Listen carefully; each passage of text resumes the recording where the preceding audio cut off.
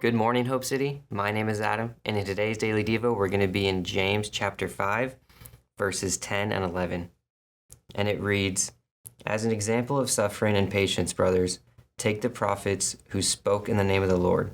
Behold, we consider those blessed who remain steadfast.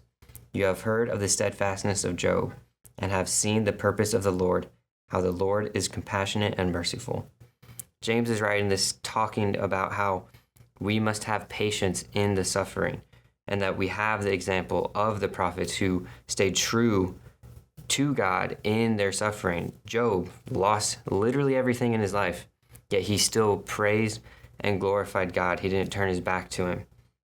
And you have other examples like David, who was anointed king, and then for years after he was already anointed king, was on the run, being hunted and trying to be killed by Saul, and just suffering in this, yet he never turned, and then God, at the time, raised him to king. You see Joseph, who was abandoned by his family, sold into slavery, thrown in prison before he was finally raised to the position to save his family. And it's just talking about how we have to have that patience in the suffering.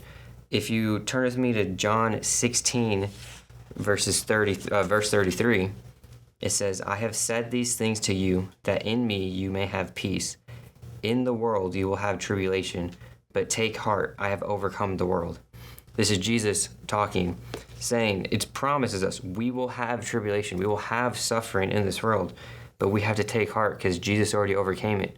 We have the hope and peace that this world is temporary, that we have something to look forward to, that Jesus is coming back, that one day we will be in paradise with him. So in the trials and tribulations, we must stand firm in our faith and live for God. And I want to end with one question to you to really check your heart is, are you willing to not only die for your faith, but are you willing to live for your faith every single day?